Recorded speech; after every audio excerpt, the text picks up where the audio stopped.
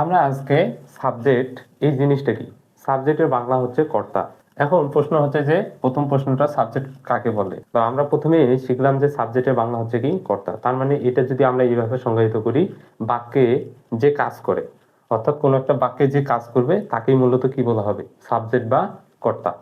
এর আগে আমরা একটা ক্লাস নিয়েছিলাম পার্সনের উপর। সাধারণত সাবজেক্ট হিসেবে কারা বসে, পার্সন, মানে বিভিন্ন প্রকার পার্সনরাই সাধারণত কি হয়, সাবজেক্ট হিসেবে কাজ করে। তার মানে ওই যে বুঝা, পার্সনরা কাজ করে, পুরুষরা ব্যক্তিরা কাজ করে, এই জন্য তারাই হচ্ছে সাবজেক্ট। তাহলে আমরা সংজ্ঞা দিব, বাক্যে যারা কাজ করে তারাই হচ্ছে কি সাবজেক্ট।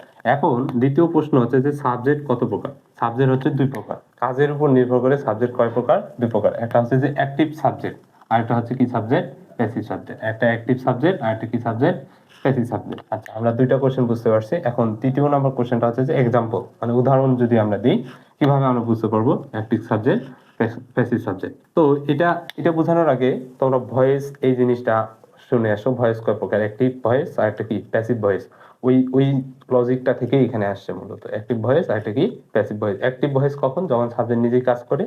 আর প্যাসিভ ভয়েস কি, সাবজেক্টটা যখন অন্যের দ্বারা কাজ করানো হয় বা নিজে আসলে কাজ করে না, যার কাজ করার কথা সে আসলে কাজ করবে না।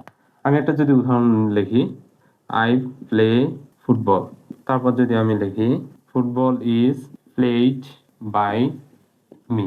দেখো দেখি এখানে সাবজেক্টের জায়গায় আই এর জায়গায় যদি আমরা যে কোনো অন্য কোনো পার্সনও ইউজ করি তাহলেও কিন্তু সে কাজটা করতে পারে। আই প্লে ফুটবল, আমি ফুটবল খেলতে পারি। কিন্তু দ্বিতীয় নম্বর বাক্যটাতে দেখো তো, ফুটবল কি কখনো খেলতে পারে, এটা একটা বস্তু, ফুটবল কি কখনোই খেলতে পারে না। যেহেতু ফুটবল খেলতে পারে না, নিজে কাজ করতে পারে না, তার মানে এখানে football passive subject, active subject হবে না। তাহলে অ্যাক্টিভ সাবজেক্ট কে, অ্যাক্টিভ সাবজেক্ট হচ্ছে যে বাক্যে নিজে কাজ করতে পারে, সেটাই হচ্ছে কি অ্যাক্টিভ সাবজেক্ট।